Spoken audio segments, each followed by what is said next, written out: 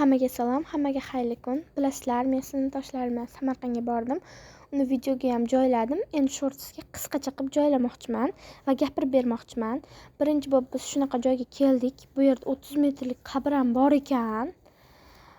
Ko'rib hayron qoldim va orqa taraf shunaqa chiroyli ekan. So'z bilan ta'riflab bera olmaydigan darajada chiroyli joylar ekan. Buni qaranglar. Keyin sinfdoshlarim bilan bu yerda rasmlarga tushdik. Videolarga oldik. Keyin bu yerdan chiqib Islom Karimovning qabriga bordik. Mana shu tepadan ko'rinishi, lekin uncha yaxshi videoga ololmabman. Keyin biz Registonga kirdik.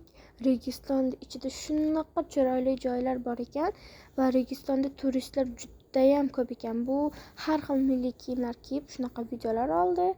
Keyin Samarqand Cityga keldik va attraksionlarda uchdik. Shu bilan vlogimiz tugadi. Hammaga xayr.